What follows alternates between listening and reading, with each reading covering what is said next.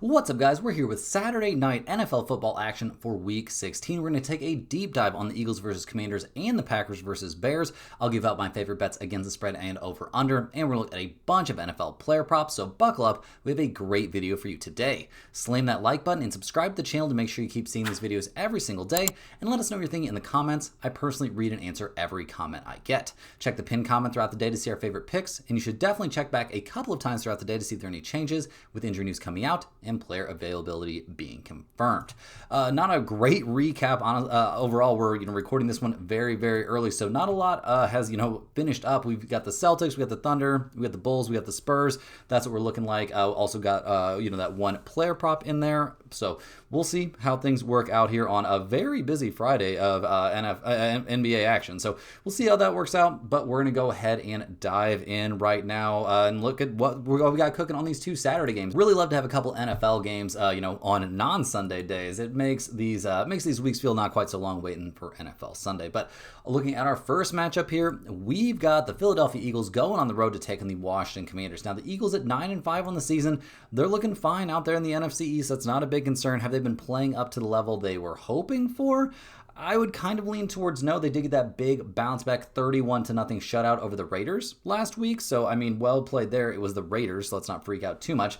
That did snap a 3-game losing streak, losing to the Cowboys, Bears, and Chargers, all of which were games that it felt like the Eagles should have probably won, and they just let them get away. So, obviously, all the statistics look amazing there for the Eagles last week. Jalen Hurts, 3 touchdowns, no interceptions, 175 yards through the air. Didn't do that much on the ground. 7 rushes for 39 yards isn't nothing, but it's also not something insane. Tank Bigsby and Saquon both putting up very good numbers in the running game. Seems like the Eagles are ready to recommit to the rushing attack, which is probably a good thing overall. Very good stuff in the receiving room as well. Nothing too insane, although A.J. Brown did come up with a touchdown. Goddard did come up with 2 touchdowns. I know I don't pronounce his name right, guys. Don't come for me in the comments. Now, overall, a great day defensively too. You give up 0 points in an NFL game. That's great. You have only 64 passing yards. Came with a pick, 4 sacks, shut down the running game, shut down the passing game, yada yada. That was a great game for them. However, they're going to be facing a significantly different opponent in this one. Taking on the Commanders is a little bit different. They're going to face this team twice in the last 3 weeks. So I'm not loving how the NFL set that up over the course of the year, but maybe it's fine. I don't know. We'll see what kind of drama it makes for. But overall, I have been a little bit concerned about what this team has done. Like that 22-19 loss there against the Chargers, that was Saquon's fault. Not Saquon's fault. That was Jalen Hurts' fault 100%. Saquon tried to save him with 122 yards on 20 carries and a touchdown, but it was not enough in the end with Hurts just constantly giving the ball to the other team. The defense also played really well. So there's a lot of reasons to feel good about the Eagles, but they've shown that they are a team that can kind of implode at times this season. And maybe not a team that can implode, but definitely your starting quarterback can go off the deep end a little bit. Now, in terms of their health for this game, they're looking pretty good there on offense. The main problem here is Lane Johnson's going to be out there at right tackle. So they will not be at full strength there on the offensive line, which doesn't scare me that much. Hurts is pretty good at avoiding the rush, but it does bother me a little bit when we're talking about how they're going to run the ball. Obviously, they need Saquon and Bigsby to do a lot of the work. I think that makes this team way better if they're running the ball successfully. Will they be able to do it with not 100% offensive line? Probably, but we do have to wait and see on that a little bit. Now, on the defense side of the ball, they're relatively healthy. We do see Jalen Carter will be out there, defensive end, so their ability to get after or maybe even contain potentially Mariota could be a little bit compromised by that, but overall, they're looking pretty healthy, like relatively healthy across the entire team, which is a big deal at this point in the season. Like, you don't always have, full strength here at what are we in week 16. So we'll see. We'll see if they're ready to go here as they head to Washington taking the Commanders. Washington's had kind of a season from hell overall. They're 4-10 on the season. Injuries have really messed them up. That's been a big deal. They made some nice moves in the offseason. Like early on, it looked like the addition of Deebo Samuel was going to be a really nice one, and just things have not overall gone their way. They're coming off a win, though, a 29-21 win there over the Giants. Marcus Mariota looking like a real NFL quarterback. I would say he definitely falls into the premium backup category because 211 yards, 10 of 19, 1 touchdown, no interceptions, sacked a couple times. He also ran the ball 10 times for 43 yards, so definitely somebody who's not afraid to, do the work with his legs. Crosby Merritt, pretty good game there, 18 carries, 96 yards, and a touchdown. Whether or not he can be successful is going to make a huge difference in the outcome of this game. So we'll see what he can do. Like we saw from Terry McLaurin last week, like we saw from Deebo last week. Overall, very good stuff. They won this game despite fumbling it away twice. Those are fixable mistakes. Mariota fumbling it away once. McNichols fumbling it away once, also not great. So we'll see if they can, correct those kind of very, very correctable mistakes. But they did a good job taking care of Mariota. He was only sacked twice. Let's keep in mind this was all against the Giants, so let's not drastically overreact to this, but it was a very good game there from Washington, and we were on the Commanders in that game, so that helped too. But defensively, they gave up 21 points, not too bad. Did give up a little bit much to the passing game, and I do think that's a concern in this one as well, but I also think the Eagles want to run it if they can, and the Commanders gave up a decent amount to the run too, so maybe we should be a little bit more worried about their defense than I was initially thinking. However, I don't think we're going to see Jalen Hurts at this point in the season tucking and running it 9 times like Dart did for 63 yards. I just don't think that's going to be a thing that they're going to be interested in having him do, especially at this point in the season. Things are looking so good there in the NFC East for them. They don't need to be risking their starting quarterback. That's a way to ruin your playoff expectations, I'll tell you what. So we'll see what they can do, in this game. The Commanders here, they are at home. That helps. They're relatively healthy coming to this game as well. They're going to be missing Tunsil, so they'll be missing their starting left tackle. But other than that, they're healthy and ready to go there offensively. So, seeing Chris Rodriguez Jr. and Ja'Cory Crosby-Merritt both ready to go. Terry McLaurin, Debo, both ready to go. This team's looking they've got some weapons there on offense. And on defense, they are fully healthy. Now, this season in general has not been that kind to the Commanders' defense. They're 26 in the NFL, giving up 26.8 points per game. So I'm not necessarily looking at their defense as a huge plus. I'm just keeping that in mind as they're healthy, so they should be able to do at least some positive things in this game. So looking at the numbers for this one, the Commanders, they're all the way getting up to a full touchdown. You can get them at +7 right now. You could maybe wait until later Saturday and see if maybe this number goes even higher as more and more public money just pours in on the Philadelphia Eagles. Well, guys, we are more than happy to usually try and fade the public where we can. We've also got a total of 44.5 in this game. The Eagles, they're 8-6 against the spread this season. They're 4-3 against spread on the road. They are 9-5 to the under this year. The Commanders, they are 5-9 against the spread this season, so not a very good against the spread team, but when playing at home, they are 3-3 against the spread. They're also a very, very slight over team. The weather for this game, kind of surprising. No real weather concerns. It's not even going to be that cold. 9-mile-an-hour winds. Really not any sort of significant weather issues looking, in the forecast as of right now for this game. Obviously, that's the kind of stuff that could change over the next 24 to 36 hours, but seems unlikely that weather will be a big factor in this game. But still, guys, we are going to be riding with the Washington Commanders, getting 7 points. It's a very good spot to fade the public. It looked like the Eagles might have gotten back on track by dominating the Raiders last week, but I think with Mariota under center Washington, they're going to put up enough points here against an Eagles defense that tends to struggle sometimes against mobile quarterbacks that we see this be a very, very close game overall. And it doesn't have to be that close. We see Philly win this game by 6. We still cash our bet. So I do think this is a good spot here to back the Commanders and the points. In terms of the total for this game, 44.5 is not a crazy high number. I'm going to be leaning just slightly towards the over. We're seeing higher totals in these, prime time kind of games. And I think this not exactly, but kind of falls into that category. So I will lean just a hair towards the over, but the over, not a play that I'm super interested in, putting anywhere near the pinned comment, even on a day we're only going to be covering 2 games. Now, in terms of some player props that I like for this game, first up, I'll take Jalen Hurts here under 7.5 rushing attempts at -133. He's been under this number in 9 of his last 10 games. Honestly, shouldn't have to run the ball a crazy amount here against the Commanders defense. I wouldn't think. We'll see. He's coming off a terrible game the last time he played the Chargers, but bounced back really, really well. Maybe not mostly, but a good chunk with his arm there against the Raiders. So I think we're going to see something more similar in this game. I think they're going to try and take advantage in this game. Probably not by having Jalen Hurts run the ball a ton. I think they're more than happy to have their running backs handle the majority of the running in this situation. Obviously, this is a play that could get messed up by kneel downs at the end of the game. That's always a concern, but I do think Hurts' under on rushing attempts is very, very reasonable in this spot.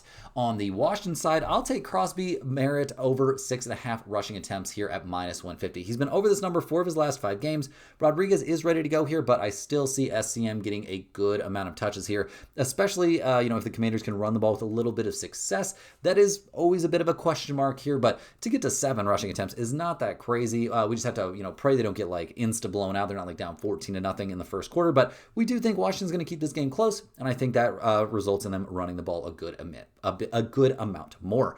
I'll also take John Bates here. This is a bit of a niche play, under 10.5 receiving yards here at -107. He's been under this number in 4 of his last 5 games. I don't see him being a big part of the game plan here at all. He doesn't get hardly any targets. I don't see that changing here. He did catch 1 pass there against the Giants for 19 yards, so that's all it would take to mess this one up, but I just think he's more of a run blocking guy, a little bit less of a pass catching guy. I don't think we're going to see Mariota looking for him very often. Speaking of Mariota, I will take him over 199.5 passing yards here at -119. I think the Commanders are going to have to be slinging it at least to some extent. And in his last 4 games where he played the majority of the snaps, at quarterback, he's been over 200 yards. So even against the Eagles, I think he can make some good things happen. I could also see the Eagles thinking maybe packing the box in this situation and making Mariota try to beat them with his arm could be the way to go. I think Mariota, maybe not capable of beating them, but definitely capable of getting to 200 passing yards in this game. Hey guys, hopping here with a quick shout out to the sponsor today and every day's video, and that is StumpTheSpread.com.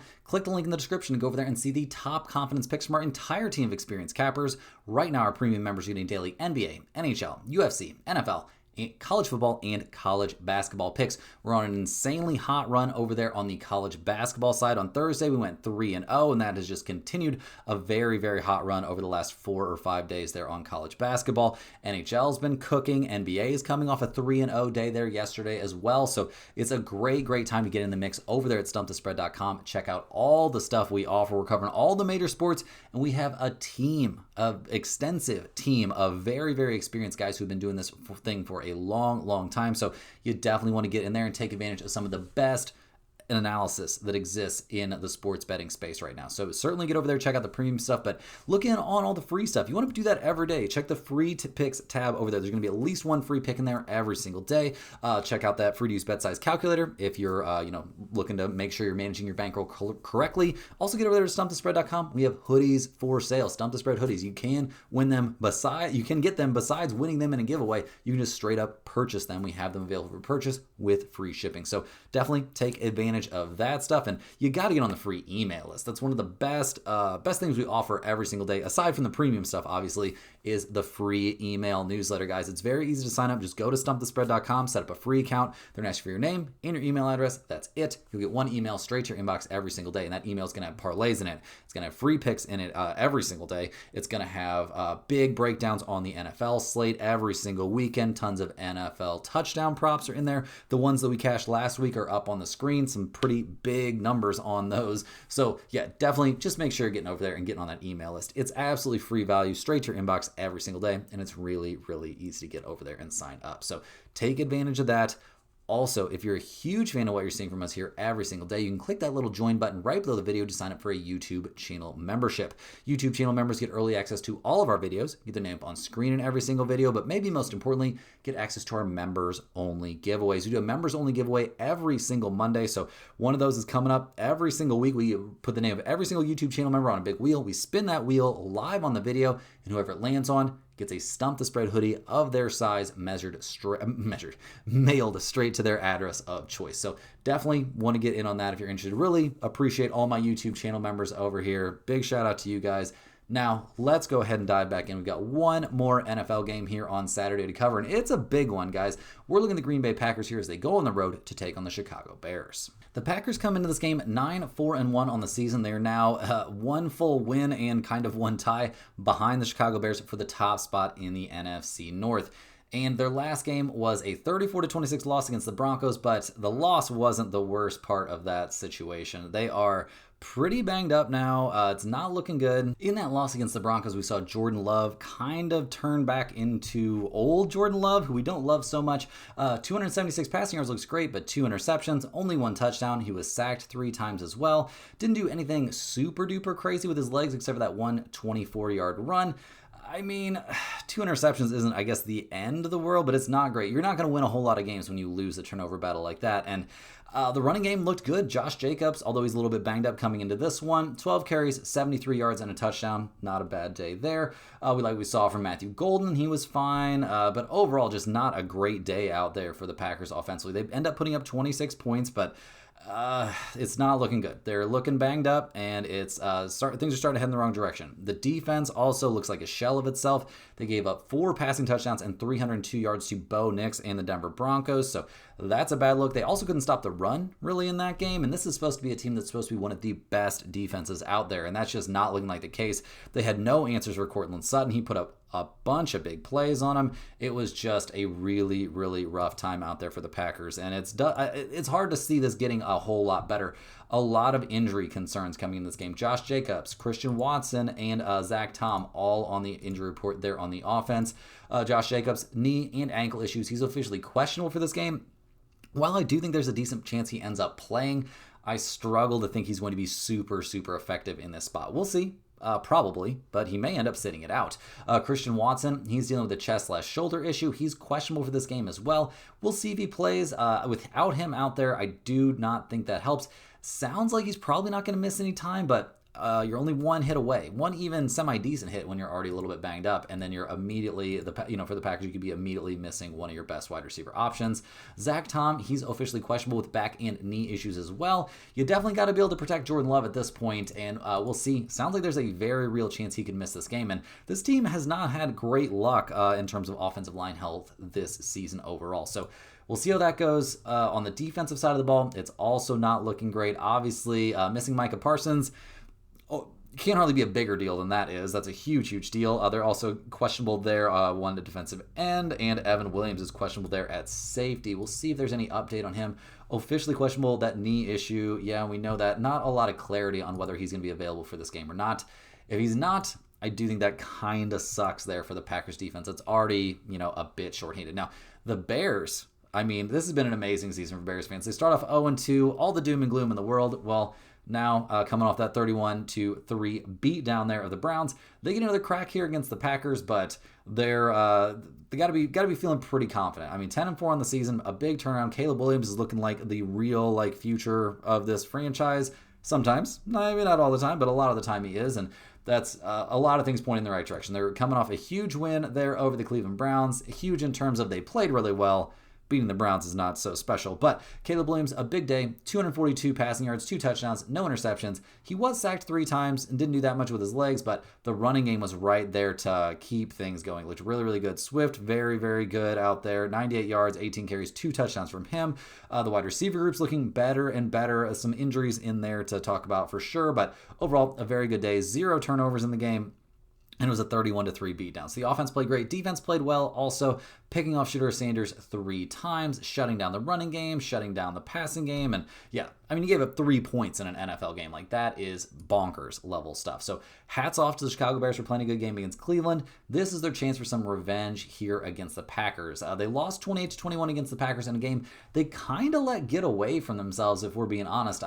They did make a big comeback, but then just could not quite hold on there at the end. So we'll see if they can, flip the script in this one. It's hard to beat a team, in the NFC North twice in a row. So we'll see if they can make it happen. They are a little bit banged up. Rome Odunze will be out for this game. So will Luther Burden III. Odunze being out sucks, but I do think this is a spot for DJ Moore to potentially have a breakout performance. DeAndre Swift is on the injury report as well with a groin issue. He's questionable for this game, but it does sound like he's going to play, and they have very, very capable backup running back options. On defense, the Bears are pretty much healthy and ready to go, so that's a big step in the right direction. The problem kind of in that arena is they're 21st in the NFL this season, giving up 24.1 points per game, but I will give them credit. I would say over at least their last 3 games, they've been looking pretty good on the defensive side of the ball. So maybe they'll be able to continue, the Packers continue to struggle here. We'll see if that actually happens. The Bears come into this game 1.5 point favorites. We've got a total of 46.5 in this one. The Packers, they're 6-8 against the spread this year. They're 2-5 against the spread playing on the road this season. They're also 8-6 to the over. The Bears have been a great against the spread team this year. They're 9-5 against the spread overall, and they're 4-2 against the spread at home. They are a slight over team. So I'll be honest, if you guys wanted to look at over 46.5, that is kind of a lot of points here for a primetime game. But once again, I find myself leaning a bit towards the over. Weather isn't as big of a concern. It's not going to be nearly as cold as I thought. 31 degrees and 11 mile an hour per hour winds is not going to feel good if you're outside at this game, but I don't think it's going to really impact the play of the game that much. In terms of a side, we are going to be riding here with the Chicago Bears at -1.5. The Packers are just too banged up. This feels like a classic game that Chicago would have choked away for basically my entire life. I just can't justify taking the Packers right now on the road where they've struggled in general in this season. They're going against a Bears team that's 100% on the rise right now and playing really, really well. Also, the Packers won game 1 in this matchup this season. In this kind of situation, you usually want to back the team that lost the first time in the second matchup, and that's what we're going to do. Definitely give me the Chicago Bears here at -1.5. Now, we've got a few player props that I like in this one. And first up, I'll take Jordan Love under 30.5 passing attempts here at -108. He only threw the ball 25 times in their game against the Bears a couple weeks ago. The Packers are going to want to run the ball. And while I know Josh Jacobs is technically questionable, it does sound like he's going to play in this game. And even if he does sit out, Emmanuel Wilson has shown he's capable of being a feature back. And that all adds up to Jordan Love not really needing to throw the ball here a crazy amount. And he got picked off twice last week. They probably don't want to replicate that. I will also take Cole Kmet over 26.5 receiving yards here at -110. He was way over this number in the Bears' loss to the Packers, and it only took him 2 catches to get over it. Also, the wide receiver room is a little banged up for Chicago with the Dunze sidelined, leaving many more targets here available for Cole Kmet. I also like Kyle Monangai over 11.5 rushing attempts here at -106. The news about Swift doesn't sound great to me. While we won't know for sure until like an hour before game time whether or not he's going to play, I do think we see Monangai get plenty of carries in this one. We already saw him soak up 14 carries against the Packers, so something similar makes a lot of sense to me in this game. I also really, really like DJ Moore here, over 46.5 receiving yards at -115. Feels like we need to jump on this one early. Moore will be kind of the de facto wide receiver 1 for this game. He's coming off a big one there against the Browns, and I think we see something very similar here against the Packers. Also, the Packers secondary could be at less than 100%. I'm definitely projecting something like 7 to 9 targets for DJ Moore in this game. That would really, really make him getting over this number seem very, very reasonable to me. Also, I like him over bigger numbers as well, as if you think he's going to have some sort of breakout game, I could take him to get a touchdown as well. All that makes tons and tons of sense. Guys, that's all the games we have here for today. Hit that like button for good luck on all of your bets and subscribe to the channel if you're new around here. Let me know in the comments any questions you have on today's slate. I'm more than happy to get back to you. I appreciate everybody watching these videos. Make sure you're clicking the link in the description to get over there to stumpthespread.com. Get on that free email list. Check out the free picks that are posted over there every single day. Definitely get on those premium picks. They're red hot right now. It's a fantastic time to dive in. A little Christmas present to yourself, maybe, or a little way to purchase maybe some bigger Christmas presents here with the holiday season upon us. So definitely get over there and check out everything we offer at stumpthespread.com, and we'll see you guys right back here tomorrow, same time, same place, for more sports betting action.